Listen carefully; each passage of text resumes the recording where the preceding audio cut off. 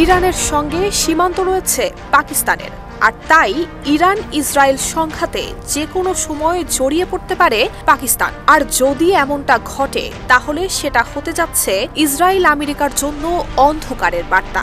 এমন আশঙ্কা যেন বুঝতে বাকি নেই মার্কিন প্রেসিডেন্টের। তাই এই উত্তেজনাপূর্ণ মুহূর্তে পাকিস্তানের সেনাপ্রধানকে হোয়াইট হাউসে ডেকেছেন ডোনাল্ড ট্রাম্প।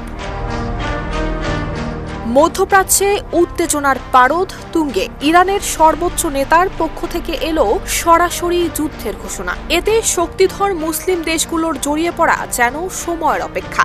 এমন পরিস্থিতিতে ইরানের সীমান্তবর্তী পাকিস্তানকে দলে টানতে চাইছেন মার্কিন প্রেসিডেন্ট। হোয়াইট হাউসের ক্যাবিনেট রুমে হতে যাচ্ছে পাক সেনাপ্রধান ফিল্ড মার্শাল আসিম মুনিরের সঙ্গে ট্রাম্পের জরুরি বৈঠক। শিয়া বাটার ও ভিটামিন ই সমৃদ্ধ lily glam beauty soap. Lily, always beautiful. যুক্তরাষ্ট্রের পররাষ্ট্রমন্ত্রী এবং প্রেসিডেন্টের নিরাপত্তা বিষয়ক উপদেষ্টা মার্কো রুবিও এবং প্রতিরক্ষামন্ত্রী পিট হেগসেথও থাকবেন বৈঠকে।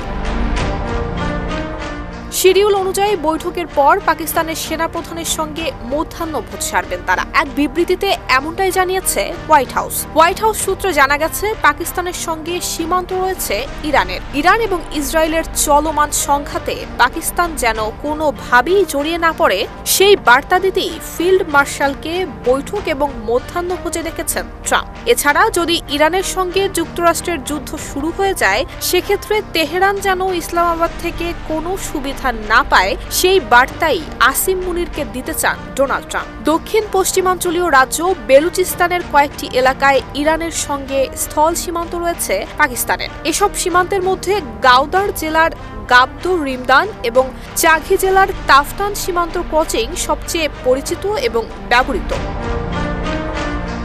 ইরান ইসরায়েল যুদ্ধ শুরুর পর থেকে ইরানের সঙ্গে নিজেদের সব সীমান্ত বন্ধ রেখেছে পাকিস্তান। পাকিস্তানের জাতীয় দৈনিক ডনের প্রতিবেদন থেকে জানা গেছে গত 13 জুন ইরানে ইসরায়েলের হামলা শুরুর পরদিন গত 14 জুন এক সরকারি সফরে যুক্তরাষ্ট্র গেছেন ফিল্ড মার্শাল আসিম মুনির, যিনি এই মুহূর্তে পাকিস্তানের সবচেয়ে ক্ষমতাধর ব্যক্তি।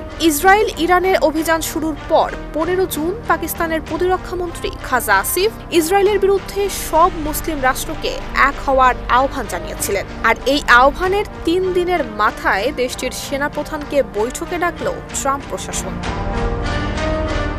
নুসরাত জাহান মেহেক, ঢাকা পোস্ট।